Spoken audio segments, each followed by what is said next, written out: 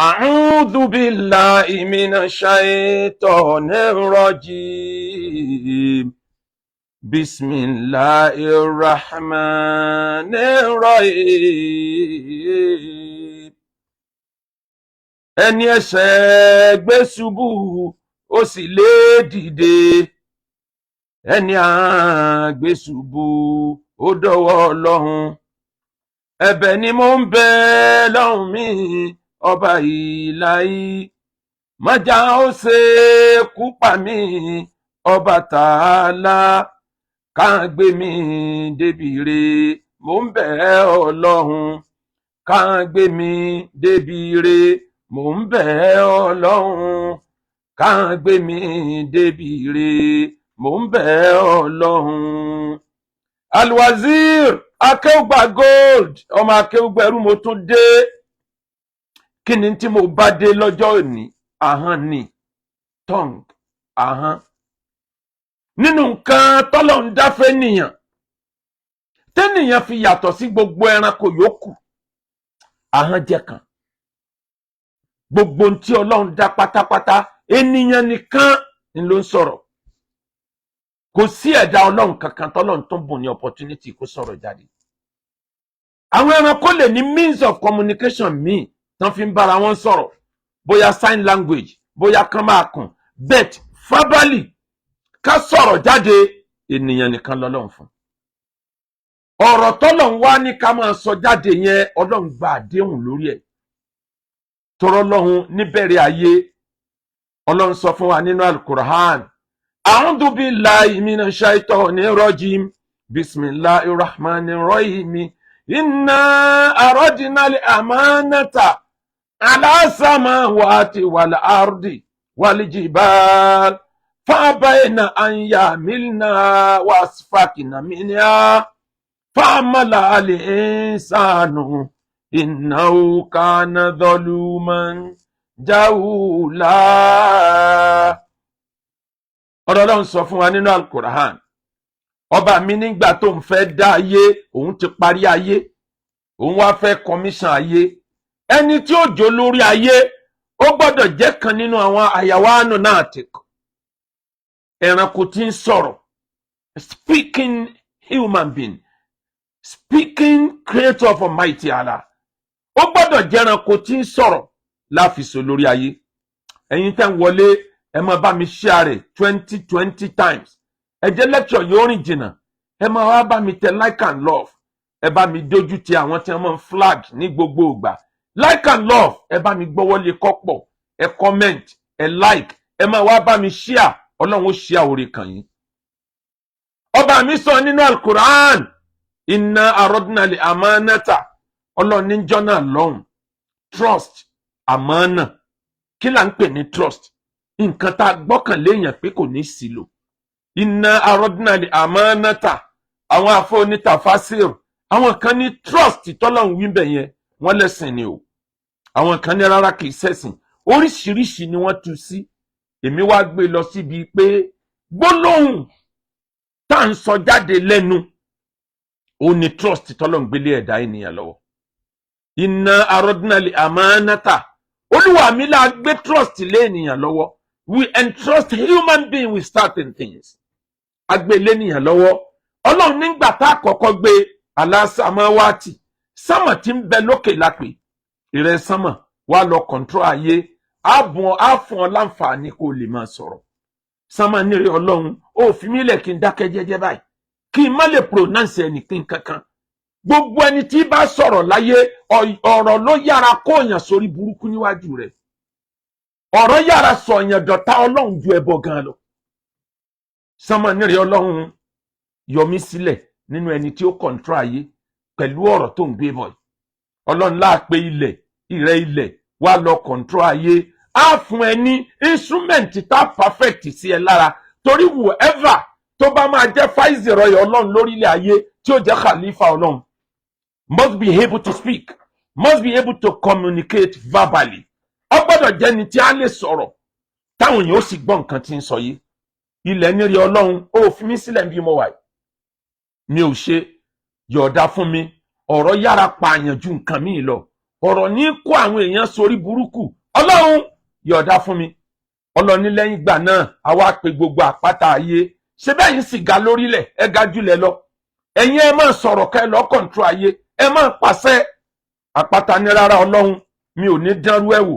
Má jẹ́ ń sí nínú ẹni tí ó máa sọ̀rọ̀. Yọ̀ọ̀dá mi, yẹn ẹni tó bá wù ẹ́. Fa amala ali insan, ènìyàn bá tẹ́rí sí i. Ànábì Ádámù ńjọ́ náà lọ́hùn ló tẹ́rí sí i. Ó ní rí Ọlọ́run gbé ẹrù àmọ́ náà rù mí. Jẹ́ kí n máa sọ̀rọ̀. Tí mo bá ń sọ̀rọ̀, màá pàṣẹ lórí ayé. Ọlọ́run mi ní disappoint ẹ. Ọba mi ní innahu kana zaluman jahula. Ènìyàn tó gba trust yẹn alábòsí ni, aláìmọ̀kan ni. Tẹ́nìyàn bá mọ orí burúkú tí ọ̀rọ̀ sísọ ń kú tí ó kó bá ènìyàn ni, wàláhì ènìyàn ní tẹ́wọ́ gba trust náà. Ọmọ ìyá mi ta bá ń bẹ̀ láyé, ntó yára múyàn dolóríire ọ̀rọ̀ ni, ntó yára múyàn dolórí burúkú ọ̀rọ̀ ni. Ọ̀rọ̀ ní yọbi lápò, ọ̀rọ̀ ní yọ ìbọn jáde, ọ̀rọ̀ ni. Tó bá wá rí bẹ́ẹ̀, mo wò yí ayé lọ kánrin kéṣe, akéwùgbà gold ọmọ akéwùgbẹ̀rú. Ọlọ́run wá wò pé ahọ́n lẹ̀dá fi ń pronounce ọ̀rọ̀. Nínú gbogbo ẹ̀dá tọ́lọ́run dá sára wa, ahọ́n nìkan lọ́lọ́run kejì jù. Káhán yìí ó má bàa máa sọ̀rọ̀ jáde jù, kọ́ mọ̀ máa sọ̀sọ́kúsọ. Ọba mi dẹ̀ pẹ́ẹ̀gì ẹ̀, ọkàn pẹ́ẹ̀gì yípo. Pé ó ní máa jáde. Kí ni pẹ́ẹ̀gì tó kàn yípo? Eyín. Ọlọ́run fi eyín ó fi sọ̀rọ̀ àǹdí ahọ́n. Káhán ọmọ máa sọ̀sọ́kúsọ náà ni. Ahọ́n ọ̀gbọ́, ahọ́n tó ń sọ̀rọ̀. Àti pẹ́ẹ̀gì àtahọ́n ọba mi jù sínú bọ́ọ̀sì kan, ó jù sínú àpótí. Kí ni àpótí tọ́lọ́run sọ sí? Ẹnu ni. Ọlọ́run sọ sínú ètè òkè ètè ìsàlẹ̀. Ó yá ìwọ cover rẹ̀. Ọlọ́run wá fi àyè tó lè mọ stop ẹ̀, ó tún fi síbẹ̀. Ó ń lè tè òkè ètè ìsàlẹ̀. Síbẹ̀ ènìyàn ó jáde, ènìyàn ó sọ̀rọ̀. Ọmọ ìyá mi tó o bá jẹ́ sọ̀rọ̀ láyé, máa bẹ lọ́nkọ̀ kọ́rọ̀ ọmọ pa ẹ́. Inú tó yára pààyàn jù láyé ọ̀rọ̀ ni. Ìfásílì sànàkà máa tẹ́kù láfàtúbù tàlá. Inna libala muwakalun bili mantiki. Inna libala muwakalun bili mantiki. Ìfásílì sànàkà, guide your tongues against evil utterances. Ìfásílì sànàkà, sọ ahọ́n rẹ̀. Ìfásílì sànàkà, sọ tí ó tẹnu rẹ̀ jáde. Má tẹ́kù láfàtúbù tàlá. Ká má bà wá, kó má bà wá dẹni tá dánwò, kó má dẹni tá gbédè. Ọ̀rọ̀ burú gan. Inna libala muwakalun bili mantiki. Àdánwò tó burú jù láyé orí ahọ́n la gbé ká. Ọmọ ìyá mi, tá a bá sọ̀rọ̀ lọ, tá a bá sọ̀rọ̀ bọ̀, ká máa ronú pé ibo ni mo fẹ́ bá yọ. Ànábì wa Muhammad sallallahu alayhi wa sallam, ẹnìkan ló wá bá ànábì. Ó ní rí ànábì, akhbirni bi amalin yudkhiluni al-janna wa yub'iduni an-nar. Fún mi nírò iṣẹ́ rere kan tí mo lè máa ṣe, tí máa fi wà al-janna easily, tí ó dẹ̀ gbé mi jìnnà síná. Ànábì ní laqad sa'alta 'an 'azimin, ní tó tóbi ló béèrè yìí o. Ẹ̀ṣẹ̀ tó tóbi ni o. Ẹni Ọlọ́run bá fẹ́ràn ní ọ̀rọ̀ fún, ní tí mo fẹ́ sọ jáde yìí. Ànábì wá kà àwọn oríire tí ó mú yàn wà al-janna. Ànábì ní kó máa kírun, kó gbọ́ Ọlọ́run ọba gbọ́, kó máa yọ zàká, kó máa ṣiṣẹ́ hajj. Ó ka gbogbo ẹ̀ lọ, ó kà lọ, ó kà bọ̀. Ànábì tún wá ní adulluk ala abwabil khair. Ṣé mo lè fi àwọn ilẹ̀kùn oríire hàn tó jẹ́ pé tó bá tọ̀ ó soríire? Arákùnrin yìí ní bala ya Rasulullah. Ànábì ṣàlàyé fún mi. Ànábì ní ara àwọn ilẹ̀kùn oríire, ó ní kó máa ṣàánú ènìyàn, ó ní kó máa dìde lóru, máa yan náfìlà. Ànábì ka gbogbo ẹ̀ pátá, ó pọ̀. Ó wá dé lẹ́fù kan, Ànábì wá bi léèrè. Ànábì ní arákùnrin, ǹjẹ́ mo lè sọ fún ẹ, wàhálì adulluk, ṣé mo lè fi hàn bí malaki hadha kulla, tó lè pa gbogbo ládàntà wí rẹ? Ìrun ni, àwẹ̀ ni, zaka ni, ó lọ Mẹ́kà bí bàálù ni, ọgbà àwẹ̀, ìfòfikófun kọrùn ni, ó kírun títí orí rẹ fi sí mọ́lẹ̀ ni. Nǹkan ẹyọ kan bẹ tó lè bá gbogbo ẹ̀jẹ̀ tó ní ládà, ó ní ládà ẹyọ kankan mọ́ níwájú Ọlọ́run. Ó lá Ànábì, ládùrú ń tọ́ ọ̀kà lóore ńláńlá yìí. Nǹkan kan bẹ tí ó bá gbogbo ẹ̀jẹ̀. Ànábì níbẹ̀ ni. Just only one thing. Yọ bá àrùn rẹ jẹ́, gbogbo òrun tí ń jọ lójú yóò useless, àwẹ̀ tí ń jọ lójú useless, gbogbo àjìtọ́ lọ ọlọ́run ò ní kàǹtì ẹ̀, gbogbo ẹni ó sóore fún láyé ọlọ́run ti àrẹ̀ off.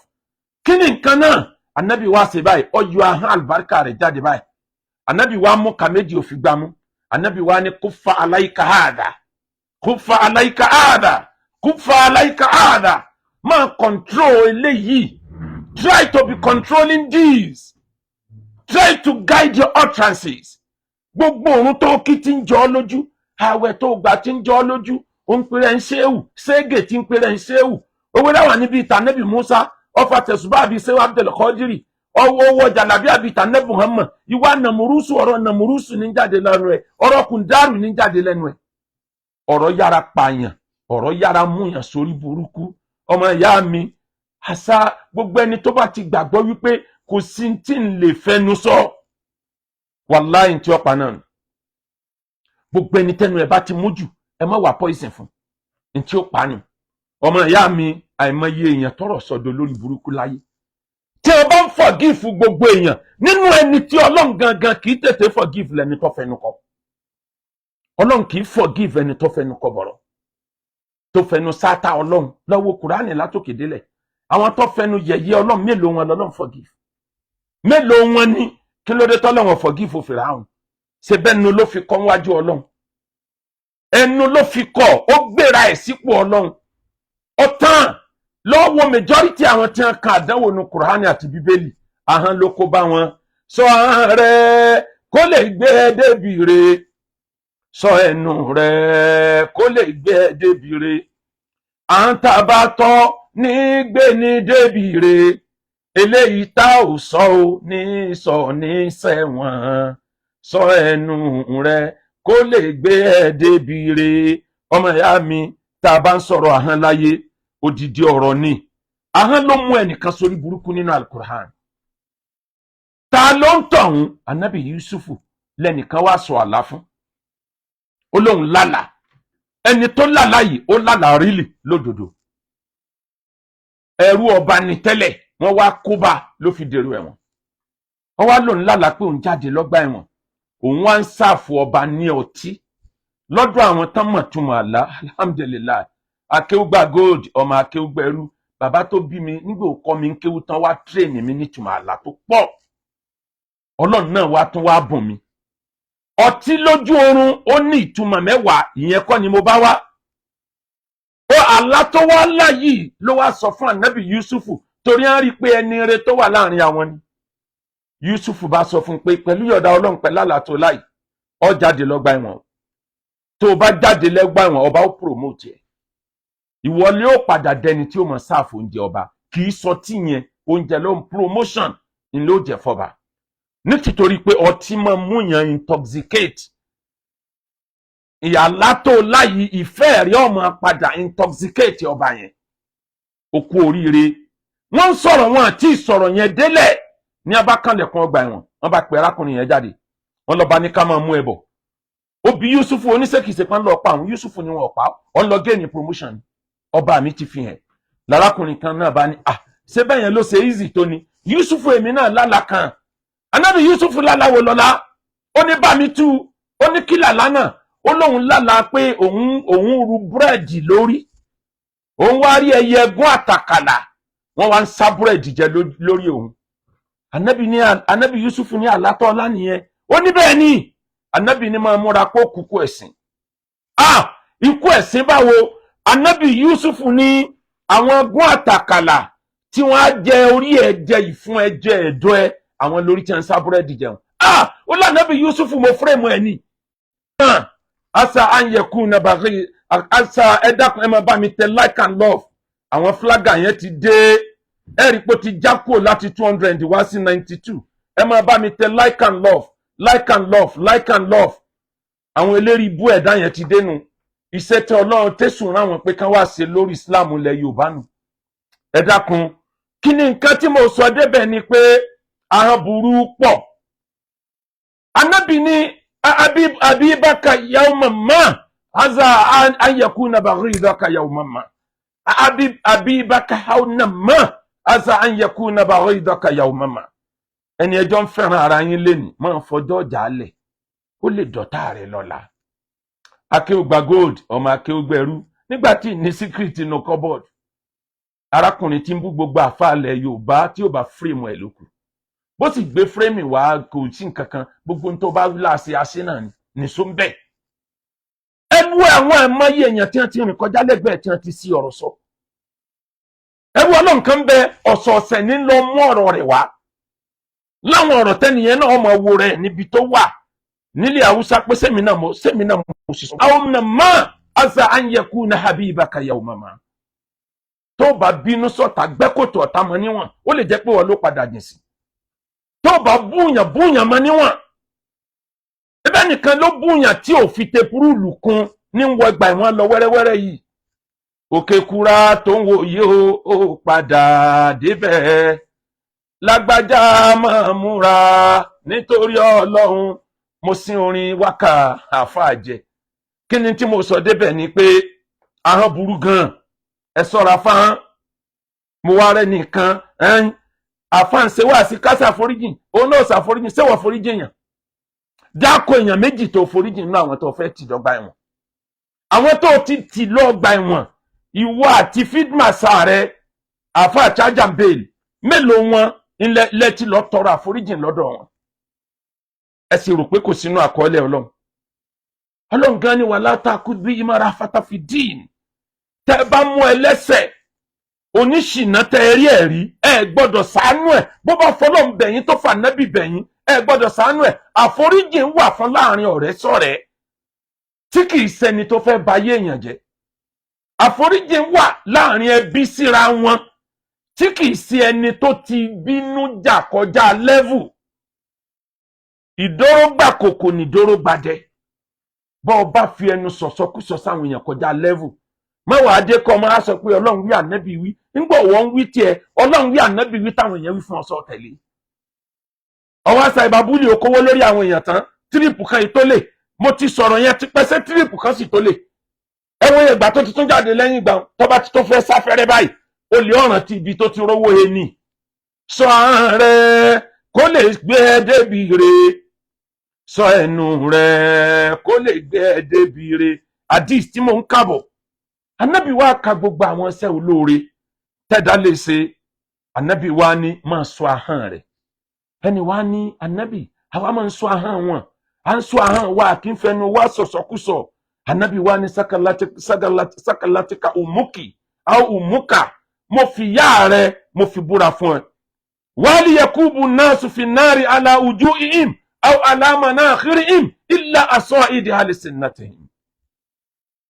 Ànábì ní ṣé nǹkan kan bẹ tó lè mú Ọlọ́run bínú tí ó da àyà àwọn èèyàn bó náà bí súyà tàbí tí ó da ẹ̀yìn wọn kóná tí wọ́n máa fi wọn kóná illa asaidi halisinatihim. Ẹnu wọn tó bá ti mú jù ẹnu tó mú jù ló lè mú Ọlọ́run bínú tí ó dàrún nù dáwọ ẹnu dá gbogbo ẹnu tí ó sọ pé ó yẹ ẹ̀fà lọ́tún ẹ̀fà lọ́sì ẹ̀sọ́ di súyà ó yẹ ẹ̀ta baná. Kò sí ní tó yára bayé èèyàn jẹ́ tó jẹnu lọ. Ọmọ ìyá mi tá a bá ń bẹ nínú ayé ẹ jẹ́ ká máa ṣọ́ra. Ànábì ní man sarra kọ́bíkọ́bíhi wálákìlẹ́kìhi wádàbídàbíhi wákọ́dí húkìyà min sarri kullah. Ọ̀gbọ́rí àwọn àfáàmọ̀ lákìlákì dàbídàbí. Ànábì ní ẹni tọ́lọ̀ ń bá sọ min sarri kọ́bùkọ́bù yìí níbi aburú tí ó jẹ síkùn. Owó ní jẹ́bẹ̀. Ẹni Ọlọ́run bá sọ bí aburú bí ṣe ń wá owó ní gbogbo ọ̀nà wúrúwúrú. Ẹni ayé ilé bàjẹ́ ó bàjẹ́. Ẹni ẹ̀jẹ̀ bá lè ta sílẹ̀ kó ta sílẹ̀. Ẹni Ọlọ́run bá sọ tí ò wá owó níwàkúwà. Wálẹ̀kìlẹ́kìhì. Tọ́lọ̀ wá sọ ahẹ́n tí ò fi ahẹ́n sọ̀sọ̀kúsọ. Tí ò fa ahẹ́n dáràn. Wádàbídàbíhì. Tọ́lọ̀ wá sọ abẹ́ tí ò fa bẹ́ẹ̀ dáràn. Ànábì lọ́lọ́run ti sọ ń tọ̀ níbi gbogbo aburú tó ga jù láyé. Aburú tó ga jù láyé tó o bá ti bọ́nu mẹ́tẹ̀ẹ̀ta yẹn o ti bọ́nu aburú tó ga jù láyé. Nta ń pè láwọn ìfásílẹ̀ sànàkà máa tẹ̀kù láfàtúbútàlá. Ìfásílẹ̀ sànàkà látẹ̀kù láfàtúbútàlá. Innalibala muakalun bilimantiki. ìnálíbàlà muakadun bilimantiki. Ọmọ ìyá mi, obìnrin tó rẹwà, a beautiful woman without sense. Her private part will serve her most. Obìnrin tó rẹwà, tó fine burúkú àmọ́ tí ò ní sense. Abẹ́rẹ́ ó jẹ́ bàbá ńlá àyà kó tó kù láyé. Bọ́ bá lẹ́wà fọpọlọ tó ayé, gbogbo èṣù ni ọmọ fà ó. Bóbìnrin bá lẹ́wà tó beauty tó pretty kódà tó handsome, mo gbé tọkùnrin wá tó handsome, tí ó bá fọpọlọ sí abẹ́rẹ́ ní òkú sórí burúkú. Bẹ́ẹ̀ náà lọkùnrin tọ́lọ̀ ń fún ní fortune, a very lucky man. Ó ní luck bẹ̀t kò fọpọlọ sí. Àìfi ọpọlọ sí luck tọ́lọ̀ ń fún ẹ̀yẹn wàláì náà ni ọjà ọbọ. Àìmọye èèyàn tó ti make ẹ̀ láyé, wọ́n dókè tán wọ́n sì wálẹ̀ lójijì nítorí pé wọ́n fọpọlọ sí. Ìran Yorùbá ẹ jẹ́ á ronú. Ìran mẹ́ta ní bẹ ní Nàìjíríà. Ó ní nǹkan tí wọ́n fi mọ̀ràn kọ̀ọ̀kan. Àwọn ọ̀ràn kan bẹ ẹ̀sìn ọ̀kọ̀kú ni wọ́n. Bọ́rọ̀ bá dọ̀rọ̀ wàhálà tó dọ̀rọ̀ fìtínà, bí ò sọ̀rọ̀ ìsìláàmù ń bẹ wàhálà ń bẹ nú ẹ̀jẹ̀ majority. Wọ́n rẹ́dì láti bá ń tọ́ da jẹ́ anytime. Bí ìbínú bá dé, kò sí tí wọn ò lè dánwò. Àwọn ọ̀ràn kan nìyẹn. Àwọn ọ̀ràn kan bẹ tọ́rọ̀ bá dọ̀rọ̀ owó, wọ́n lè tàyà wọn nítorí owó. Kan gbalé òǹlé kan gbalé òǹlẹ̀, ó ti wà nínú ẹ̀jẹ̀ tiwọn. Ìran kan wà ń bẹ, gbogbo oore tọ́lọ̀ ń bá ṣe fáwọn, ẹnu ni wọ́n fi bàjẹ́. Ẹnu ni wọ́n fi bà ayé Awólọ́wọ̀ jẹ́ tí òjò débi ti ń lọ. Awólọ́wọ̀ dọ́gba ẹ̀wọ̀n tán, wọ́n tún fi ń ṣe yẹ̀yẹ́. Wọ́n kọrin bú dánwò, wọ́n yẹ̀yẹ́ ẹ̀ dánwò. Awólọ́wọ̀ lọ tán kan tó mọ̀ yìí pé mẹ́sáyà kan lọ máwọn lára. MKO Abiola dé. MKO Abiola ti lọ tán kan tó mọ̀ pé nǹkan lọ máwọn lára. OBJ bàbá Ọbásanjọ́ lógùn state lẹ́gbàá, ọmọ Olówu. Ẹnu ni Yorùbá fi hàn léèmọ̀. Ó ṣe dáa kù ṣe dáa. Ẹ compare ìjọba Ọbásanjọ́ sí ti Buhari náà. Ta lórí ìjọba sínú àwọn méjèèjì? Ọbásanjọ́ bẹ́tà rẹ̀ by far. Dòní àárọ̀ yìí nọ́ọ̀tì mélòó lẹ́rí tó jáde tó wá yẹ̀yẹ́ Buhari. Wọ́n ní sọ kankan, wọ́n gbà pé bọ́lá ń ṣe kọ́ bóun ó ṣe ṣe tiẹ̀ nìyẹn. Níjọ́ Ọbásanjọ́ ti kú ònípò, ọmọ Yorùbá ò sí mi èpèdò ní àárọ̀ yìí. Ẹni tí ó ṣagbára kankan lọ́wọ́ ẹ̀ mọ́, ó ti ṣe ní tí ó ṣe. Ẹjọ́ sinmi retirement ẹ̀, bàbá náà sì jókòó jẹ́jẹ́ lóòótọ́, òun náà kì í jókòó jẹ́jẹ́. Bí ó bá kọ lẹ́tà tí máa kọ kiri ayé òun, yóò sì sọ̀rọ̀ stand up, sit down. Bàbá ẹ̀ jókòó jẹ́jẹ́ lóòótọ́, bẹ̀tẹ̀ bá fún ní ọ̀nà, ẹ bá fún ní ọ̀nà rẹ̀. Eléyìí ta wí, òun náà la bá dórí ọ̀rọ̀ Tinubu yìí. Ẹnu ni fi hàn Tinubu léèmọ̀. Nínú ìran tó fẹnu hàn Tinubu léèmọ̀ kó tó wọlé dìbò, ilẹ̀ Yorùbá ló mú number 1. Ṣé wọ́n sọ fún yín pààn tó burú ju Tinubu lọ ńbẹ̀ Ìgbò ni? Mélòó ọmọ tí wọ́n ni wọ́n fà síta? Ó dépò tán, nǹkan bẹ̀rẹ̀ sí ní le díẹ̀díẹ̀. Ọmọ Yorùbá ló tún kọ́kọ́ bẹ́ jáde. Ẹ pàtẹ́wọ́ fún Tinubu. Epo pẹtiró ó ti súnmọ́ 1000 lítà kan péré. Ẹ pàtẹ́wọ́ fún Tinubu. Ọmọ Yorùbá ló kọ́kọ́ bẹ̀rẹ̀.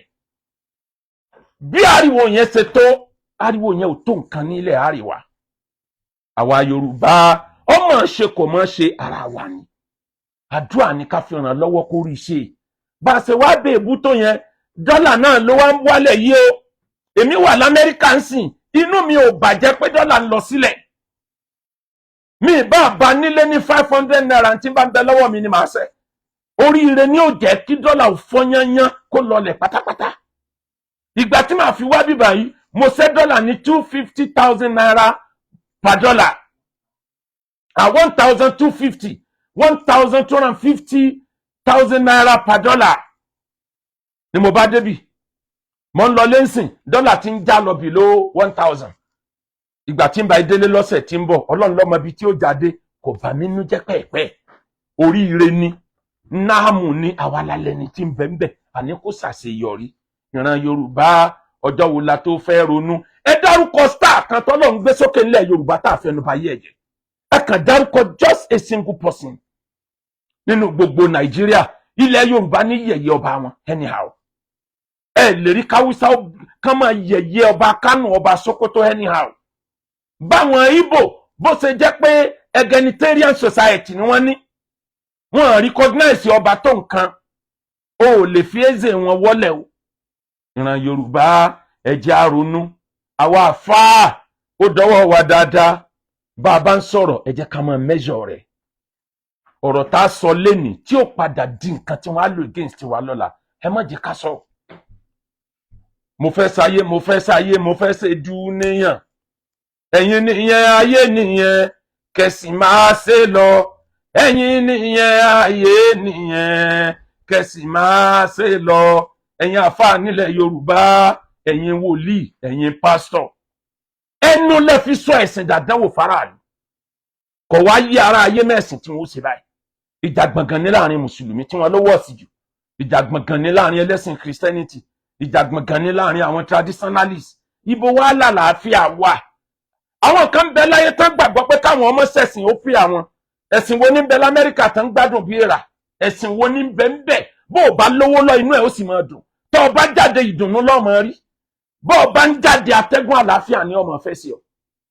àmọ́ ní Nàìjíríà kò rí bẹ́ẹ̀ kò sówó kò sálàáfíà kò sí dùnnú lára ọmọ Nàìjíríà ìjọba sọ ọmọ Nàìjíríà dolórí ibú ọmọ Nàìjíríà náà sọra wọn dolórí ibú sàn pàápàá jùlọ nílẹ̀ Yorùbá ìlú òyìnbó ni mo wà yìí Ọlọ́run ló mọyì nǹkan kéékèèké ẹ̀yin àfà ẹ jẹ́ ká travel ẹ jẹ́ ká lajú fantasiru fil hard ẹ̀rìn lọ lórílẹ̀ Ramadan lágbà lóyìí àwọn kọ́ńtì méjì tí wọ́n gbààwẹ̀ 29 wọ́n ti ń prepare láti tender apology fáwọn aráàlú wọn technology ló ń dictate ìtùnú ayé bí ànábì bá ń bẹ láyé lé ní ànábì ó lo technology ẹni ọba ní kí ló dé tí mo fi lè wí bẹ́ẹ̀ kí ni ànábì rò tó fi dá sí ọ̀rọ̀ ilẹ̀ Rome ọ̀rọ̀ rẹ̀ ilẹ̀ Rome ọ̀kan náà ìjà Christian àtàwọn traditionalist ni why tànábì support Christian ilẹ̀ Rome tó dẹ̀ pèpè àdúrà pé kán ṣàdúrà fún wọn ànábì appreciate tó bá jẹ́ nǹkan tó lè mú progress báyìí why tí Umaru introduce coin kò sí coin nílẹ̀ Lárúbáwá tẹ́lẹ̀ àmì ọ̀làjú tó ga ni why tí Umaru introduce kàlẹ́ndà ìjìrí wọ́n ń lo Muharram Safar nígbà ànábì ń bẹ láyé bẹ́ẹ̀ tí wọ́n àkójọ kán máa fi ka ọdún Umaru ló dé ló lọ calculate ẹ̀ láti ìjọ́ tí ànábì wọ̀lú Medina tó ṣe ìjìrá ayé ti lajú ọ̀rọ̀ ẹyọ kan náà láwa tẹnumọ́ we can progress like this àmì òkú olórí ọ̀rọ̀ oṣù ẹni tó wí jáde bàbá Mudiru ṣe ọ fẹ́ sọ pé ńlá àlìjànú ni technology easy gan you just need to be studious you just need to be more researching gbogbo tí bàbá Mudiru ń wí yẹn tí wọn náà bá lè gbìyànjú yàtọ̀ fún tírà tó lè gbìyànjú Saudi Arabia wọ́n ń lo technology lórí gbogbo tí wọ́n ń ṣe mo gbọ́ tá a fà kan tí ó ń ṣe Yorùbá tó gbé jáde ó ní Saudi Arabia ní tán máa ń sọ ni pé years ago kò kí ń ṣe nísìn Saudi Arabia ò jẹ́ sọrú ẹ̀ òṣùpá méjì kọ́ ló wà láyé we have only one moon òṣùpá kan péré náà ni kí ló fẹ́ máa mú yàtọ̀ normally a ní bí 48 to 36 hours difference àwa kan bẹ ní Thursday nísìn àwa ń bẹ ní bí aago méjìlá ọ̀sán níbí báyìí nísìn à ń bẹ ní bí to 12 quarter to 12 ẹ̀yin ará Nàìjíríà ẹ̀yin ó wà níbi ọwọ́ aago after 4 tàbí to 5 ilẹ̀ yẹn wà ní Nàìjíríà ẹ wo gap àwọn ará Malaysia 9 hour difference àwọn ará Dubai 5 hour difference sí Nàìjíríà bí 4 hours difference àwọn ará Riyadh 3 hours difference sí Nàìjíríà àwọn ará Saudi Arabia 2 hours difference sí Nàìjíríà ará Ethiopia 2 hours difference sí Nàìjíríà bẹ́ẹ̀ náà ní Kenya tẹ́ bá wá lọ sí Mexico ẹ máa ka hours bí 14 hours àwọn kan bẹ lọ́jọ́ Friday àwọn kan ò tí kúrò ní Thursday àwọn kan bẹ ní Thursday àwọn kan ò tí kúrò ní Wednesday àwọn kan dẹ̀ ti wọ Friday ayé yìí kan náà ládẹjọ wà ẹni tó bá kọ́kọ́ ibi òṣùpá bá ti lé lọ́dọ̀ wọn àwọn tí wọn ò tí ṣínú tó ṣùpá yẹn lé lọ́dọ̀ wọn ni wọ́n kálukú ọmọ fọ́lò tẹ̀lé ni àwọn tó jẹ́ pé aago 5 ó ti lù lọ́dọ̀ tí wọ́n sì ń gbààwẹ̀ lọ́wọ́ ni wọ́n gbúrò pé wọ́n ti rọ́ṣù níbì kan wọn ní jáwẹ̀ tí wọ́n ń jọ wọ́n gbà pé àwọn náà lọ tò sẹ́yìn ìjọ kejì ni ìgbà tí mo dọ́dọ̀ Emma ọ̀kan lọ́mọ l'Amẹ́ríkà ni mo rí kinní kan tán pè ní Alexa. Tó bá jẹ́ pé Nàìjíríà lèèyàn ti ń lò ní wọ́n sọ yẹn dẹ́lẹ́bọ. Nǹkan kékeré ni mi mọ̀ bóyá kọ̀ǹpútà lè gbé kinní ní ti ń jẹ́ Alexa ni. Kò sí question tó bí tí ò ní dá ẹ lò. Láì sọ̀sán yìí. Hello Alexa. Alexa. Great. Thanks for asking. Please kindly tell Alexa, what's the weather outside now? Right now in Capitol Heights, it's 71 degrees Fahrenheit with cloudy skies. Today's forecast has thunderstorms, with a high of 71 degrees and a low of 60 degrees. Alexa, what's the weather in Nigeria now? In Abuja, Nigeria, it's 96 degrees Fahrenheit with mostly sunny skies. Tonight, you can look for just a few clouds in the sky, with a low of 72 degrees. Alexa, what's the time in Nigeria now? In Nigeria, it's 4:43 p.m. Alexa, when was the last sun eclipse? The last sun eclipse. Record.com. The Alexa. last time a total solar eclipse passed over Nova Scotia was in 1972, inspiring a Carly Simon lyric. Thank you, Alexa. Alexa, could you tell me what's my name? Akeugba is speaking. Akeugba is speaking. Thank you very much, Alexa. Alexa, once again, what's my name? I'm not sure. Títorí pé mo béèrè lẹ́ẹ̀kejì ló fi lóhùn ṣó ọmọ o. Alexa, what's my name? I'm talking to Akeugba. You are This is talking, Akeugba's really, phone. you are talking to Akeugba. Exactly, exactly. Thank you very much, Alexa. Alexa, what's the time now in, I'm coming. The What's time is the, Alexa, 11:44 a.m. stop, Alexa. Alexa, what's the time now in, Alexa, what's the time now in Texas? Texas has multiple time zones. In Houston, it is 10:44 a.m. Okay. Thank you. Alexa, could you play Quran for me? Quran, a simple English translation, by Maulana Wahiduddin Khan. This audiobook can be yours free when you start an Audible Premium Plus 30-day trial. Each Okay. month, pick one title to keep from everything Audible offers and enjoy listening to the thousands of titles included in the Audible Plus catalog. Membership automatically renews. Cancel anytime. Terms in your Alexa app. Would you like to start a free Audible trial? Thank you. Yes. Literally. Yes. Happy Thursday. Yes. Alexa, what's the most popular religion in the world? Alexa, what's the most popular religion in the world? Here's something I found on newidea.com.au. Worldwide, Christianity is the most popular religion, accounting for more than 30% of all religious followers. Thank you, Alexa. Alexa, what's the capital of Nigeria? It's Abuja. Thank you very much. Ẹ wo nǹkan tí mo gbé dání ẹ̀yin èèyàn o, kò jù báyìí lọ o, kò sí ìbéèrè tó bí láyé yóò dá ẹ lóhùn. Nígbà táwa nínú Ramadan tó bá bí léèrè pé táìmù wo la máa ṣínú lénìí yóò sọ fún ẹ tí ò dẹ̀ ní yàtọ̀.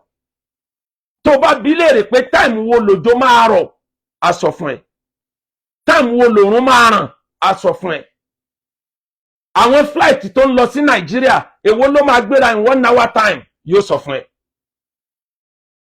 Torí pé mi ti program orúkọ mi síbẹ̀ kò lè pé Akeugba Gold tán ló jẹ́ kó sọ pé is Akeugba.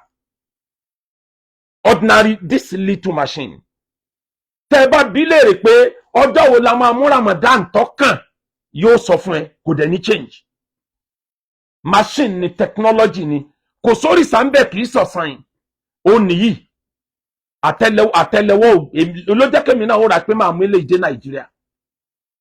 Ẹ jẹ́ ká lajú kí là ń bára wa jà sí gan-an.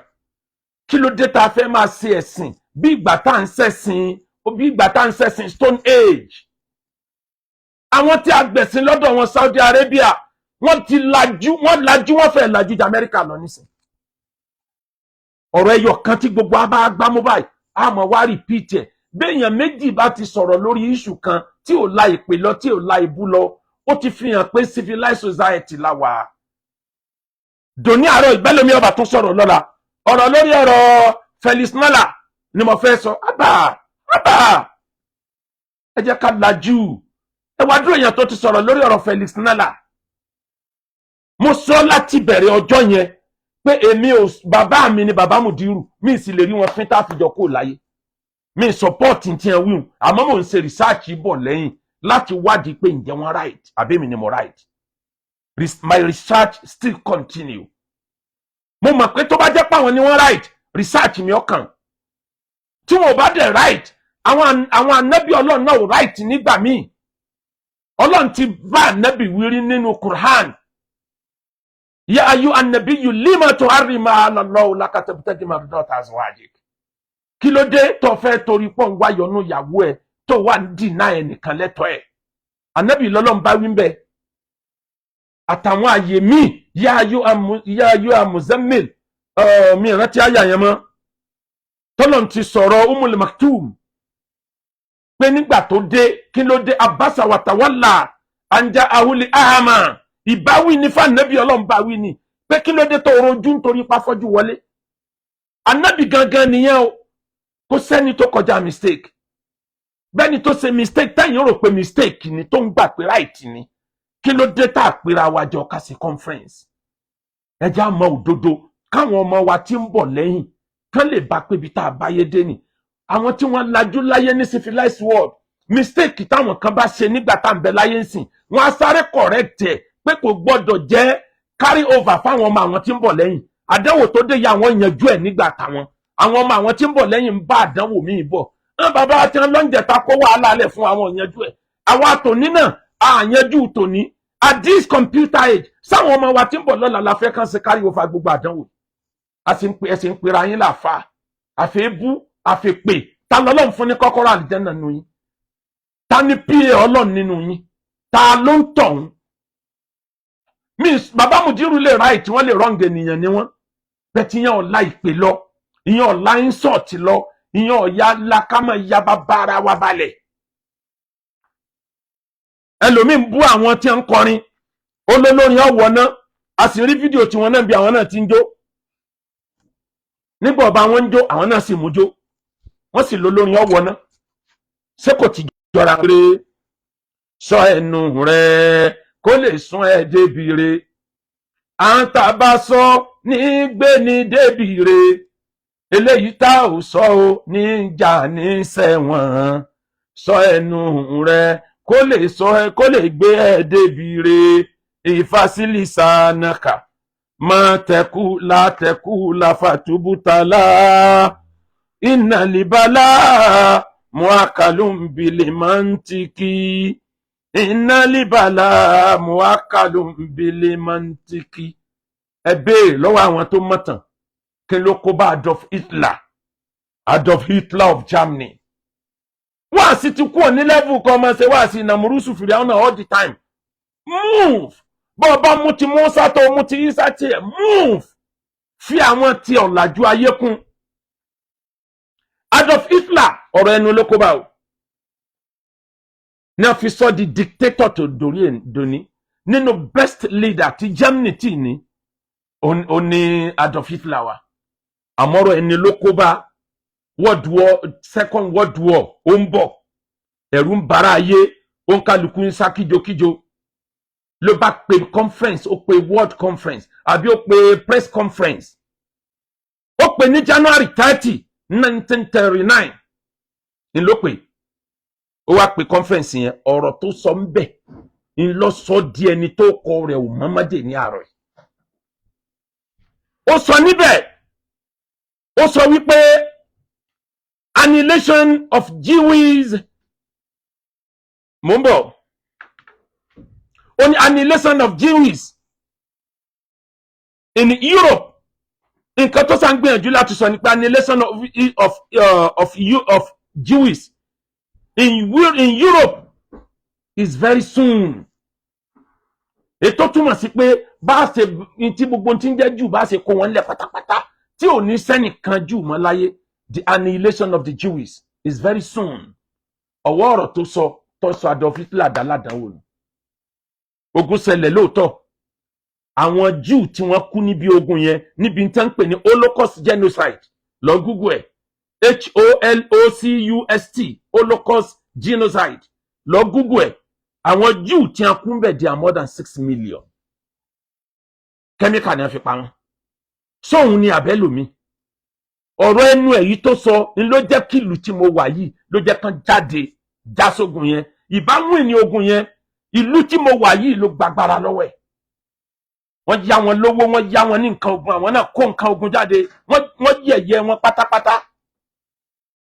ní wọ́n fi wá gbàgbára lọ́wọ́ Adolf Hitler ọ̀pá àwọn Júù tó lóun ọ̀pá lóòótọ́ kó dàbí ìṣòun kò sẹ́ni bẹ́ẹ̀ bá béèrè lọ́wọ́ àwọn ará Germany dè ní àárọ̀ yìí wọ́n sọ pé akọni àwọn ni hero àwọn ni àmọ́ lọ nínú ìtàn gbogbo àgbáyé ọ̀kan nínú number 1 ìkà tó ti wáyé rí ni nínú olórí tí ìbá ní àṣeyọrí jù láyé Adolf Hitler ìbàjẹ́ kan Second World War ò bá ti come up ọ̀rọ̀ ẹnu ni ló fi kó bára ẹ̀ ìwọ náà tó ń fẹnu jáwù fẹnu dáràn tó bá fẹnu dáràn tán wá sọra ẹ di kíni tí ń porúkọ ẹ̀ tó sọ wípé tó ń bá ti fẹnu dáràn tán ọ̀rọ̀ náà lòun á tún fi tọrọ ṣe báńkà rere nínú ìwé táwa kà ní modern school láyé ìgbà tí modern school wà nìtàn yẹn wà Saheed Òṣùpá ló wá gbé sínú orin tiẹ̀ ó ní sẹ́ẹ̀rí báńkà rere la sọ̀rọ̀ sọ bótò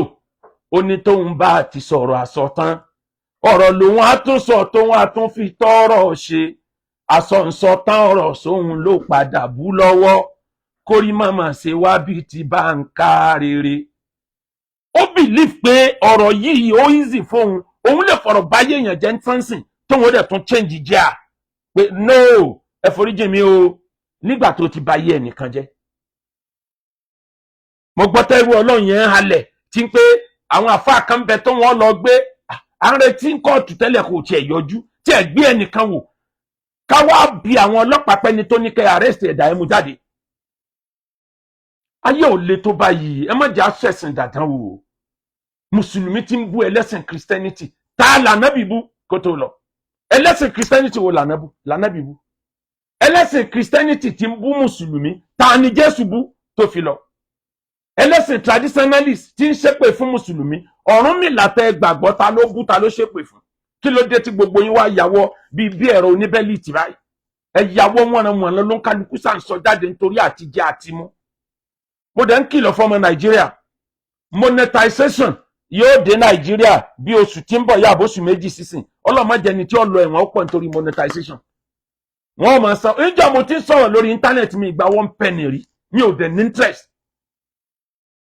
torí tó bá ti wọ monetization bóyá wọ́n bẹ̀rẹ̀ ṣe láti abroad ní tó bá ti wọ monetization ó ní iye ọ̀rọ̀ tó gbọ́dọ̀ sọ láàrin ọ̀sẹ̀ kan ó dẹ̀ ní iye crowd tó gbọ́dọ̀ pull tó bá ti wá fẹnu báyé èèyàn jẹ́ àwọn èèyàn ò ní rọ́ wá wọ́n ti á fẹ́ bẹ̀rẹ̀ monetization báyìí o ìwọ náà fẹ́ kọ́lé látara TikTok àbí ọ̀fẹ́ ra mọ́tò ìwọ náà fẹ́ gun bẹ́ǹsì o látara TikTok àbí látara Facebook àbí ọlọ́mọdé ọjẹ́ pẹ́ wọ́n ló ti lọ gun bẹ́ǹsì ẹ̀ gbogbo nkálukú ló ti rẹ̀rọ kalẹ̀ sọ̀rọ̀ mi kódà bọ́ dárúkọ mi tó bá jọ tèmi á lọ múnú ọ̀rọ̀ tó ti sọ sẹ́yìn tọ́jọ́ra wọn á jọ ilẹ̀ mọ́ra wọn bàrà rẹ̀ ń kọ́tù èyí tó ti sọ tó ti dárúkọ kọjá èyí tó ń sọ lẹ́nìí á líǹkì ẹ̀ mọ́ra wọn yóò dẹ̀ jọra wọn ìjọba ó dẹ̀ gbà pé bẹ́ẹ̀ bó ṣe rí gẹ́lẹ́ nìyẹn bí wọ́n ṣe gbẹ́nlé ọkọ náà gbẹ́nlé àlè náà kò le tó báyìí sọ ahọ́n rẹ kó lè gbé ẹ débi re sọ ẹnu rẹ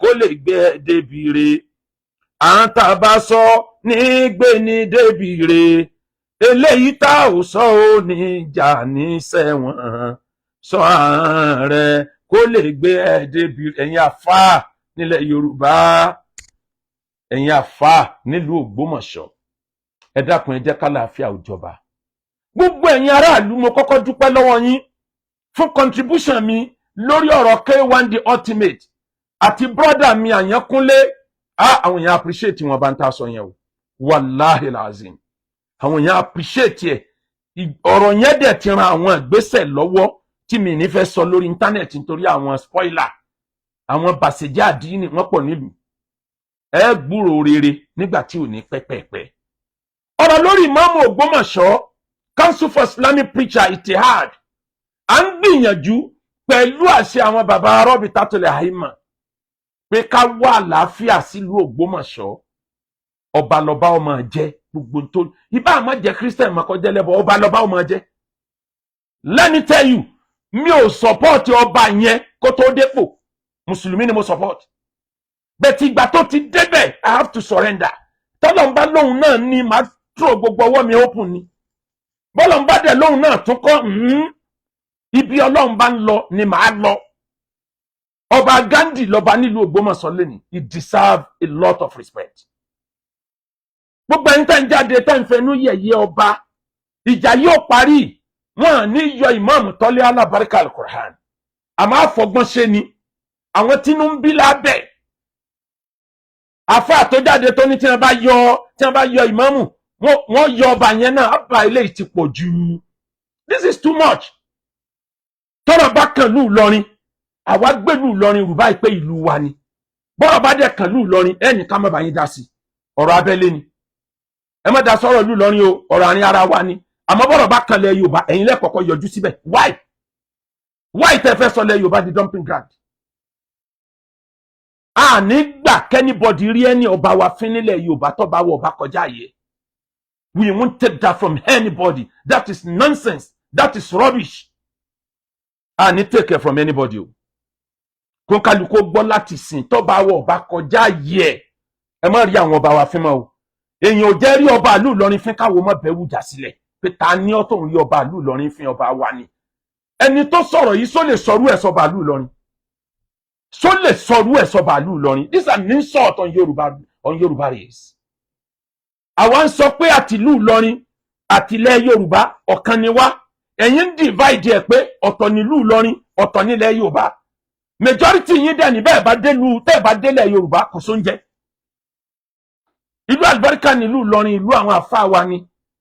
Ìlú tá gbọ́dọ̀ máa ṣàdúà fún pé kó má bàjẹ́ ni. But majority ẹni tí ó pọ̀ wọ́n fẹnu bà nǹkan jẹ́ nílẹ̀ Yorùbá, ilẹ̀ Yorùbá lẹ̀ ti ń jẹun.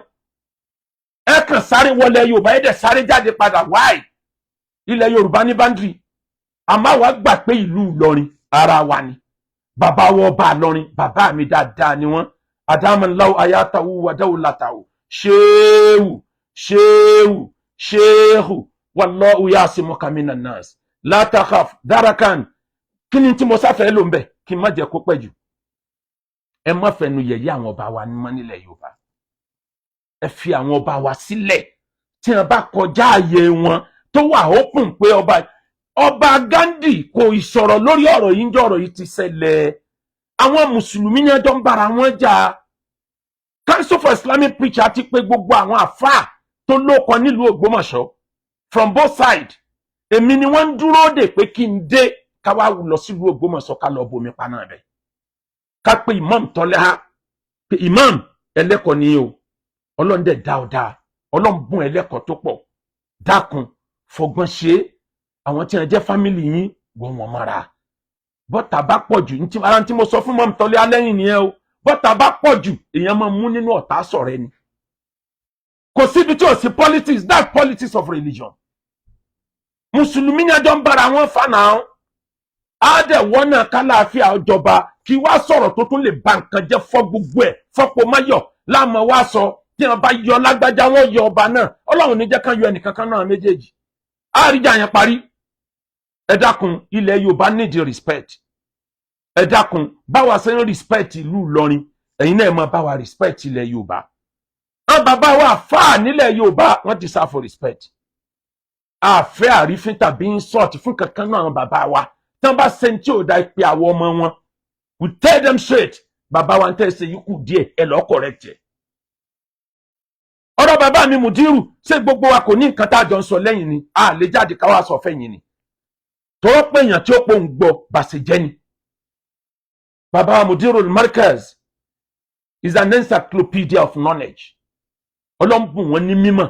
Tá a bá ara wọn kan kéékèèké mi a mọ̀ pé wọ́n náà ní pé anakumla eléyìí anakumla eléyìí akramakumullah eléyìí bá sì máa dọ́gbọ́n sí nìyẹn. Tá náà bá dẹ̀ rí nǹkan tí a náà ṣe tó kù wọ́n ó pè wọ́n sọ fún wa ni pé wá eléyìí tó ṣe yí ọ̀dà. Ó lè jẹ́ lórí fóònù wọ́n lè pè mí pé yọjú sí mi má dẹ̀ yọjú síbẹ̀. Ẹ dákun ìlú Ìlọrin àti ilẹ̀ Yorùbá ọ̀kan náà jọ ni wá tí nǹkan kan ò bá tiẹ̀ kó wa pọ̀ èdè kó wa pọ̀ gbogbo àfáà ìlú Ìlọrin àfáà wa ni wọ́n ìjà tá ń jà lọ́wọ́ yà ń jàjà àwọn àfáà ìlú Ìlọrin mọ́ ńlọkùnrin kan fi kàbùkù ń jọ sí tó ní akéwàgbàgbò tó dájà kó dájà tí ẹjà níbo síbo níjọ́ ti wí lọ́lọ́run mi ti padà lẹ́yìn ẹ̀ níbo síbo bí ọba dẹ̀ wá owó yọ wálẹ̀ Yorùbá àwa wá ń sọ yí pé ẹni tí ń sọ̀tì àwọn bàbá wa nílùú Ìlọrin yóò sí ẹ̀wọ̀n yóò kàbùkù bí ọba sì sẹ̀wọ̀n kọ́ lọ undertaking ìwọ ń wá jáde wá ń sọ pé níbo síbo lọ́jọ́ kẹ́mi náà dá lóhùn pé bọ́ọ̀bà wówó ilẹ̀ Yorùbá lòun wà kí ló dé níbo síbo ó ní àmàdá sọ̀rọ̀ ìlú Ìlọrin àmọ́ wọ́n wálẹ̀ Yorùbá láti wá wówó níbo síbo àwa náà ń wá ìlú Ìlọrin láti wá wá mímọ̀ ẹ̀yin náà ń wá ìlú ilẹ̀ Yorùbá láti wá wówó àjọ ń ṣe fúnra wa ní anásùlẹ̀ náà sì fi bàdìwí wá fi àdọ̀rin bàdùn lè bàdìn wáhìn làmúyẹ́dí òrùlé àdámú àjọ ń ṣe ni àwa ń wá gba mímọ̀ tí ò ṣe fowó gbà tó tóbi jowó lọ àwa ń gbà ìlú Ìlọrin àwọn náà ń wá sọ́dọ̀ tiwa náà for economic reason gbogbo ẹ̀ ọmọ ìyájọ́ ni wá á gbọ́dọ̀ bẹ́yàn bá yín sọ̀tì ọba ìlú Ìlọrin tàbí ìmáàmù Ìlọrin mọ́ wà nú ẹni tí ó gbèdé court ọmọ ìyá mi bàbá ń bàrí gáàdì o ọmọ ìlú Ìlọrin tààrà òdodo ọmọ ìlú Ìlọrin tó ṣe fi proud ni bàbá ń bàrí gá àti ìjà láìmọye gbà mọ́ parí ẹ̀ náà ni ọmọ ìlú Ìlọrin tó ṣe fi proud ni àwọn téèyàn ń wò nìyẹn tí náà yẹn ọmọ dùn fáwọn ọmọ ìlú Ìlọrin wọ́n ní nǹkan lọ́pọlọ kéwú nìkan kan ni wọ́n fi péyàn wà intelligent àwọn kan bẹ tí wọn ò tiẹ̀ kí nǹkan kan torí wọ́n dẹ̀ pé gan nínú ọmọ ìlú Ìlọrin Ọlọ́run ò ní jẹ́ ó bàjẹ́ ilẹ̀ Yorùbá kò ní bàjẹ́ ọ̀kan ní gbogbo wa ẹ dákun àwọn tán sọ̀rọ̀ yẹn màá fẹ́ kán ṣàtúnṣe ẹ má ṣépè fáwọn ọba wa mọ́ o ẹ má yín sọ̀tà àwọn àfáà wa o gbogbo ẹni tó ń bú Imam Tọ́lá ó dàbí ẹni pé wọ́n yí ọpọlọ wọn o Imam ò dìsáàfù ebú o ẹ jẹ́ ká wọ́nà bá ṣe parí ẹ̀ kálàáfíà jọba kí Imam continue imamship ẹ̀ bọ́ba Gandhi bá jẹ́ Christian jù bẹ́ẹ̀ lọ òun lọ́ba lórí ìlú yẹn and he has the final say àìgbọ́rọ̀ yé ni ká máa sọ yí pé ọba ò lè control wa lórí ọ̀rọ̀ ẹ̀sìn àwọn area kan bẹ tó bó ti control àwọn ìlú ẹ̀sìn kan gan bẹ tó jẹ́ wípé ọba ní control lọ Saudi Arabia náà kó gun mímbàrí ní haram kó wá bú ọba Maka kó wo ibi tó land sí ọba Maka lọ bú lórí mímbàrí orí mímbàrí yẹn gangan ni wọ́n ti arrest imam náà wọ́n lè yan imam nílùú Maka láì jẹ́ pé ọba Maka bá sáyẹ̀nsì ọba Saudi Arabia ó gbọ́dọ̀ sáyẹ̀nsì kan tó yàn ìlú Ògbómọ̀ṣọ́ ò ní bàjẹ́ ìlú ẹnìkọ̀ọ̀kan wa náà ò ní bàjẹ́ sọ ààrẹ ìfàsílìsànàkà látàkù láfàtúbùtàlá ìnàlébàlá muakalumbilimantiki nínú tó ẹnu bàjẹ́ jù láyé ó ń lọ́rọ̀ ọkọ àtìyàwó tẹbárọkọ àtìyàwó táwọn méjèèjì lẹ́nu bí ejò lẹ́nu bí oró ẹ má ṣépè fún ọmọ ìgbéyàwó yẹn ò ní last mo lè bú mo lè ṣépè fọ́kọ mi mo lè ṣépè fún ìyàwó mi ìgbéyàwó yẹn ò lè last ìgbéyàwó tí ò láṣìírí inú ìgbéyàwó tí ò ní àǹgbára wa mọ́ra kò lè last mo máa ń sọ̀tàn kan tí mo bá ń ṣe wáàsí mo máa ń sọ̀tàn arábìnrin kan tí ń lọ ilé ọkọ tí bàbá ẹ̀ wá sọ fún yín pé tó bá di ìgbà tó kù díẹ̀ tóun ó jáde láyé òun á fún ọmọ òun á sọ àwọn ìtàn kan fún ìtàn wo ló fẹ́ sọ fún ó ní kó má wọrí bàbá yìí bá kókó tó dijọ́ ìgbéyàwó ọmọ yìí wá lọ bá àwọn àfá àwọn bá fún lóko Ọlọ́run fi yan náfìlà láàrin ibi tó ti yan náfìlà ló bá lálà ló bá rí bàbá ó bá lálà ó bá rẹ̀ nínú oko ó wá rí ejò tí ń lọ́ra gbaragbaragbà nínú oko bàbá ẹ̀ ó sá ó ń lọ lójú ọ̀nà ó kan mankí ọ̀bọ ó mú ọ̀gẹ̀dẹ̀ kan lọ́wọ́ ọ̀gẹ̀dẹ̀ kan bẹ lọ́wọ́ ọ̀bọ sáré potọwọ́ ẹ̀ mérùpẹ̀ ó kúrò ńbẹ̀ ó dẹnu ọ̀nà lé bàbá ẹ̀ ó kan ajá ó kan màálù ó dẹ́yìn kùlé bàbá ẹ̀ ó kan ẹṣin ó wá bá àwọn àfáà pé ẹ bá mi túmọ̀ kíni túmọ̀ àlá tí mo láì wọ́n wá ní bàbá ẹ̀ ti bá ẹ sọ̀rọ̀ ní tí bàbá ẹ̀ ń sọ fún ẹ ni pé dára bí egbin ni má ṣe lóró lẹ́nu bí ejò béjò ṣe dáa tó bí burú ejò ni ò jẹ́ kéèyàn gbé sílẹ̀ as domestic animal kò tó rẹ́ni tí ń sin ejò tó bá dé lu èbó lókù tó sì kéèjì ẹ̀ ejò rẹ̀ wà gan ejò fáìn bẹ̀tẹ̀nu ẹ̀ burú gan ìyá tẹnu ẹ̀ burú kì í ṣèpè bóyá ló lè rí ilé ọkọ gbé ọ̀ láṣìírí kò sáṣìírí tó lè tú jáde kò sọ̀rọ̀ tó lè sọ sọ́kọ kò sí àṣírí tó lè tú jáde nípa ìyàwó ẹ kò sọ̀rọ̀ tó lè sọ sí ìyàwó ẹ irú ẹni bẹ́ẹ̀ ó lè má last dáadáa ó ní kí ni túmọ̀ yòókù wọ́n ní ọ̀bọ tó rí lójú ọ̀nà wọ́n nìní fún ọ má yà láìmoore o ọ̀bọ ló máa ń jẹ ọ̀gẹ̀dẹ̀ kan lọ́wọ́ tó bá rí míì lọ́wọ́ ẹlòmíì asáré kù mérùpẹ̀ aláìmoore lọ̀bọ obìnrin tó bá fẹ́ pẹ́ nílé ọkọ máa moore tọkọ ẹ bá ṣe fún ẹ kí ni túmọ̀ ajá tóun rí má yóò ní ṣìnà tájá jẹ́ lọ́mọ rẹ̀ òfin níyì bí ẹ tọ́jú ajá jù bẹ́ẹ̀ lọ nílùú òyìnbó kò sí yìí tó nǹkan lára ẹ̀ ó lè fi àlùbáríkà ara ajá wé ara màálù kì í ṣe ṣìnà ìkookò kì í ṣe ṣìnà ara àwọn ẹranko méje kan wà tí wọn kì í ṣe ṣìnà akọ tí bá ń gùn wọn náà ni ó gùn wọn dọjọ́ ọkú akọ tí bá ń gùn wọn ẹ fún mi ní chájà akọ tí bá ń gùn wọn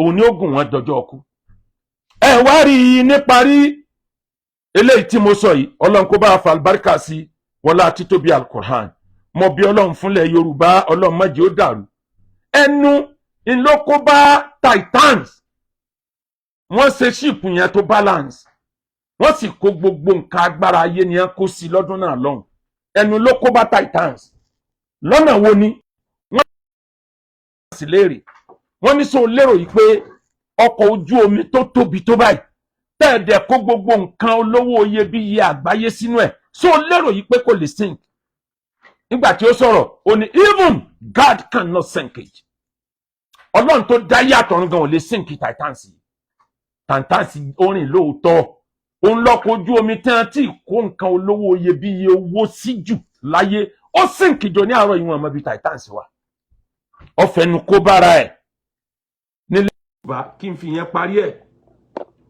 ó yẹ kẹ́ kí bọ́ ibi kí n fi yẹn parí ẹ̀ nílẹ̀ yorùbá ìṣẹ̀lẹ̀ tó ṣẹlẹ̀ níbi ikú bàbá wa apálára àfáà tí ń ṣe wáàsí àfáà tó gbọ́rọ̀ Ọlọ́run yé ìṣẹ̀lẹ̀ tó ṣẹlẹ̀ níbi ikú wọn wọ́n mú arákùnrin kan tó wà nínú àwọn tí wọ́n dájọ́ ọkú fún ẹnu ló kó bá kì í sára àwọn olórìṣà òun kọjá lọ ni ọmọ ìgboro ni tó yẹ pé ó bìlí pé kò sí tóun ò lè dá sí ọwọ́ gbọ́ pé ìjà ń bẹ láàrin àwọn àfáà tó lóró wọ́n wá pariwo èèpà orò òun ló wá fèsì pé èèpà mọ́lẹ̀ bó o bá kú okú gbé nígbà tí wọ́n pa àfáà tán ó wà nù ẹni wọ́n kó dé kóòtù wọ́n dájọ́ ọkú fò náà kò bá wọn pílánù ikú àfáà kò sínú ẹni tó yọgi kò sínú ẹni tó yàké ọwọ́ ọ̀rọ̀ ẹnu tó kàn sọ ni pé èèpà mọ́lẹ̀ bó o bá kú okú gbé ẹni ó bá dúró ẹ pa ọwọ́ tó wíhun wọ́n sì pa àfáà wọ́n sì mú òun náà mọ́ wọ́n sì dájọ́ ọkú fún wọn fòkùn fóun náà lọ́rùn ẹ wo ń tọrọ ẹnu tí ń dálẹ̀ nínú ayé ehifasili sanaka ma la tekula fatubutala inna libalaha muwakkalun bil mantiki ẹ wá rí ní parí mo ṣàdúà púpọ̀ fúnlẹ̀ Amẹ́ríkà fún fẹ́ táwọn èèyàn fi hàn sí Akéwùgbà Gold ìfẹ́ yìí pọ̀ wọ́n fẹ́ kí n kúrò nílùú yìí wọ́n dà fẹ́ bòmí débi pé èèyàn fẹ́ wò pé ṣé bí ó yẹ kéèyàn ó gbé bẹ̀ta dúró ẹrù tá a dílẹ̀ nílé ò ṣe fi sílẹ̀ gbogbo ẹ̀yin tẹ́ gbà mí lálejò ó bẹ̀rẹ̀ látòrí Emma ọ̀kan lọ́mọ Sàmọ́ Sangudu ọkùnrin náà bẹ́yìn ọba bá Emma délé kò lè mọ̀ bọ́lọ̀ ṣe kẹtó wàláhì n tó wọ́n jù nílẹ̀ Amẹ́ríkà tẹ́nìkan lè fi sí ọ́ lálejò ni kò fi táìmù ẹ̀ sílẹ̀ à ń fúnra ẹni lówó ó pàtàkì o bẹ̀t kéèyàn ó fi táìmù kó fi iṣẹ́ ẹ̀ sílẹ̀ l'Amẹ́ríkà time is money every minute count owó ní gbogbo ìṣẹ́jú kẹ́nìkan wá fi ilẹ̀ fún mi fún dídí ọ̀sẹ̀ kan láì lọ bí iṣẹ́ láì lọ anywhere tó dẹ̀ dúró tó dẹ̀ jẹ́ pé ojoojúmọ́ nílùú sí owó Emma ọ̀kan lọ́mọ ìwọ ló ń bẹ ní ìwòyí àná ọkọ̀ Kúdí owó ìwọ ló tún bẹ ní ìwòyí ni mo fọlá Muhammad bẹ̀lúwà mi ọba dákúnjẹ́ wà bódọ́là ọba dákúnjẹ́ wà bódọ́là gbogbo àwọn tí wọ́n sponsor wá sí wa nínú Ramadan bàbá mi Dr. Awa Ibrahim ẹni máa padà sí ibú títí ayé bàbá mi bàbá wa ọlá Ṣéwù Àbànà anáwó bí ẹni tẹ̀ la ilaha illallah ẹ̀sìn náwó bí ìgbà tẹ̀ síṣẹ́ sójú ọ̀nà tọ́lọ́hún owó ò ní wọ́n yín owó ò ní wọ́n Àbànà àlàáfíà ò ní wọ́n ọlá Ṣéwù ọmọ lè máa mú owó ò ní wọ́n ọlá ṣewu ọmọ lè mọ̀mú àlàáfíà òní ìwọ̀n ẹ̀. ìyàwó ẹ̀yà àdínní ilẹ̀ Ìbàdàn alájà Tàwákáltù Àwẹ̀ ní Ọládòṣù ẹni máa padà sí ibú àti gbogbo ẹni tó náwó fún wa pé ká fi sponsor wá sí kódà gbogbo ẹni ó sponsor wá sí àwọn míì náà Ọlọ́run san gbogbo yín lẹ́san dáadáa. ẹni fẹ́ ra lé ẹni fẹ́ ra lé iléeṣẹ́ Akeugba Gold àti bẹ̀rẹ̀ promo April ni ló wà fún better extend ẹ̀ wọ May but April ìparí April la ni yóò end lẹ́gbẹ̀ẹ́ alápákótà tí ń tà látijọ́ yìí náà nílẹ̀ míì tó wà níbẹ̀ ètò fèsì express 2.5 million per acre tó fèsì express ni tó gbẹ́nu lé o bẹ̀tẹ̀ òfin tó wà níbẹ̀ ni pé o lè dá 1 acre yẹn rà o ń láti ra 10 acres míì tó wà lẹ́yìn ẹ̀ torí tí wọ́n bára wájú tán ìyẹn ó useless ẹni tí ó bára wájú yóò ra 10 acres mọ́ ètò tẹ̀lé o ní 1.8 million per acre òun lélẹ̀ tá a sọ yìí pé ó tẹ̀lé tiwájú yẹn tó gbọ́dọ̀ rà nínú ẹ̀ tó bá fẹ́ ra ilẹ̀ tó gbẹ́nu lé express ládùúgbò tó jẹ́ pé iná wọn 24 hours ni tí security bẹ́dẹ̀ pé kò sí wàhálà onímọ̀ọ́lù kò sí wàhálà àdánwò kankan bẹ̀. eléyìí tó tẹ̀lé 1.5 ètò wà lẹ́yìn ó ní 2.4 fún éka méjì buy 1 acre get 1 acre free lè tó wà lẹ́yìn a lè ta fún ẹni tí ó fi bẹ̀ sílé ọ̀daràn a dẹ̀ lè ta fẹ́ni tó jẹ́ pé òórùn tí ó dálẹ̀ bí òní jáwọn ará àdúgbò ọ̀gbádùn estate tá a dẹ̀ níbẹ̀ a sì ń tà yẹn náà lọ́wọ́ 750,000 naira per acre ni a dẹ̀ nílẹ̀ along Ìbàdàn Ìṣẹ́yìn road náà ìyẹn náà wálẹ̀ gan bẹ̀tẹ̀ àti ìṣe promo tiẹ̀ báyìí àti ìṣe promo tiẹ̀ a ní káàkiri ilẹ̀ Yorùbá ilẹ̀ ẹni tó fẹ́ tà ẹni tó fẹ́ rà ẹ pè wá ẹ̀yin tẹ́ ń bá wa dòwò pọ̀ ẹ̀yin lẹ́ ń jẹ́ ká bùgà apá àfa àti ọjà àràmù ni wá o àwa náà ò ṣe màláíkà o àmọ́ ńgbà tẹ́yin ń ṣàánú wa tẹ́ ń bá Akeugba Gold rajà wàláhì la fi ń bùgà o gbogbo ẹ̀yin tẹ́ ń bá mi rajà dojúmọ́ ni mo máa ń ṣàdúrà fún yín o kódà bí mo tún dé Káàbà àdúrà yín wà nù nǹkan tí mo ń ṣe o ẹ wá rí àjì 2024 ẹ tẹ̀lé lé sí Akeugba Gold Amẹ́ríkà ni mo wà ibo bá fẹ́ tẹ̀lé wa lọ Amẹ́ríkà náà ló gbà lọ ó sì tún gba Saudi padà sí Amẹ́ríkà ó ní ìdàtí dé Nàìjíríà anywhere in the world ní ti Nàìjíríà àwọn tó ti sanwó ẹ fowó kún owó yín tí NACON announce powó lé ká tètè bẹ̀rẹ̀ processing wọ́n ti sọ pé kò gbọdọ̀ kọjá ọ̀sẹ̀ yìí sọ́sẹ̀ tó ń bọ̀ ẹ jẹ́ ká tètè bẹ̀rẹ̀ visa yín wọ́n fẹ́ kí ẹni tí ó lọ àjò ó ti ní visa lọ lọ́dún yìí ní ó kù oṣù méjì tí ó wọ aeroplane láti ní visa lọ́wọ́ ó ti sure pé àràfà ti sure nígbà ọba ti ní visa ó wá pẹ́ tán ó kù oṣù kan visa ti gbọ́dọ̀ dọ́wọ́ everybody arrangement ìjọba Saudi lọ́dún yìí nìyẹn èmi náà wà láàrin yín àjọ máa fara yíra ní hajj ni ẹni wọ́kọ̀ ẹni wáyà májàrá kalẹ̀ text message tàbí kó lo WhatsApp number àádá ẹ lóyìn bí ó wà náà lọ́nà ó ti provide ọkọ̀ fún ẹ mọ ọmọ yín wálé ẹ̀kọ́ wa Royal Go Group of School asùn nílé kéwú tó dáa àwọn ọmọ náà lálùbáríkà Sunday àkọ́kọ́ lẹ́yìn Ramadan náà òun lè táwọn olóòkan yìí Sunday eléyìí tó tẹ̀lé ní ìjọ Council for Islamic Preacher Ittihad la fẹ́ fi bàbá wo níwàásí àgbáyé a fẹ́ sẹ́ndì warning sáwọn alárìífín bàbá wa Fọdílátù Sheikh Muyideen Ajani Bello a fẹ́ fi wọ́n joyè Sultan Liwa Izin ọba gbogbo níwàásí nílẹ̀ Yorùbá bàbá Òwèrà wà ní gbogbo àwọn èèyàn ńláńlá ń bọ̀ Èkó láti máa ṣe ní LTV láti máa ṣe ní Kẹjà lẹ́kọ̀ọ́ ibẹ̀ láti máa ṣe ní Sunday tó ń bọ̀ lẹ́yìn Sunday èmi náà wà ń bẹ̀ pẹ̀lú ògo Ọlọ́run bàbá Muyideen Bello Òwèrà wà ní àpọ́nlé wọn Òwèrà wà ní ẹ̀yẹ àní bátù pé ẹ má rí àwọn àfáà wa fín á take a very long ńgbà bá fi bàbá Muyideen joyè ọba oníwàásí tún jáde kó wá sọ̀sọ̀kúsọ̀ ibi ọba ti bá rẹ̀ kọ́ ya mọ́ràn ni gbogbo nǹkan la fẹ́ fi gba ẹ̀tọ́ àwọn bàbá wa àtàwọn àfáà wa bàbá Mudiru Markaz bàbá mi dáadáa ẹ̀ ní máa padà sí ibú títí ayé ọlá yín tí ń lọ wájú Ọlọ́run ní kan mọ́ reverse àpọ́nlé lẹ jẹ́ fáwa Ọlọ́run dẹ̀ ní sọ yín dẹni àbùkù àwọn ọmọ ájù yín lọ lójú ẹ̀mí yín tí nǹkan kan bá ń bẹ tí bàbá Mudiru ṣe tí máa ń wú mi lórí jù tèmi náà ń fi ọlá yẹn tọrọ lọ́dọ̀ Ọlọ́run kéèyàn ó wa property bàbá ẹ̀ kó gbé dání báyìí pé kò gbọdọ̀ wò kó sì gbàgbé tara ẹ̀ legacy bàbá mi ò gbọdọ̀ bàjẹ́ bàbá sì dì mú báyìí wọ́n sì ń gbàgbé tiwọn gangan lọ tọ́lọ́n bá bùn èmi náà nírú ọmọ bẹ́ẹ̀ tó di legacy mi mú pé legacy mi ò ní bàjẹ́ bí n sí láyé ní ìtumọ̀ ṣàdúrà fọmọ náà látọ̀run ni bàbá Mudiru Markaz adamallahu ayatahu wa dawlatahu ẹni máa padà sí ibú ẹni jayé lọ ẹ̀yìn ìlú Ìlọrin Ọlọ́run má jẹ́ ò bàjẹ́ ìlú Ìlọrin ò ní bàjẹ́ o ilẹ̀ Yorùbá ò ní bàjẹ́ àwa náà ò ní bàjẹ́ nínú ẹ̀ àwọn ọba wa nílẹ̀ Yorùbá Ọlọ́run bá ní tọ́ wọn sọ́nà Ọlọ́run ó dẹ̀ mú wọn dúró bí wọ́n sórí ìsàjù bẹ́ẹ̀ lọ ọba àti wa nù ìwọ tó bá tiẹ̀ òṣòṣà máa dúpẹ́ lọ́dọ̀ Ọlọ́run àwọn ọba àti wa nù á lè disrespect wọn Ànábì bẹ ọba tí kì í ṣe mùsùlùmí gbé Ànábì kọ lẹ́tà sí Heraclius ó kọ lẹ́tà sí pẹ̀lú àpọ́nlé ni àwọn ọba àti wa nù á máa bá wọn sọ̀rọ̀ Ọlọ́run sì jẹ́ kán change síbi ń tá a fẹ́ bí bẹ́ẹ̀ kọ́ ìdájọ́ wa ò sí lọ́wọ́ ìdájọ́ wọn ò sí lọ́wọ́ wa o ọwọ́ Ọlọ́run ló wà 0057 81 81 80 lọ́jọ́ Tuesday tí ń bọ̀ máa wọ Nàìjíríà pẹ̀lú yọ̀dá Ọlọ́run lọ́jọ́ Tuesday Ọlọ́run sọ àjù Tuesday lọ pẹ̀lú ògo Ọlọ́run mo láwọn lecture lọ́sẹ̀ tó ń bọ̀ ní Nàìjíríà Tuesday ọjọ́ 5 èní máa wọ Nàìjíríà kọ́lọ́run ṣe nírọ̀rùn 0057 81 81 80 00350 66 122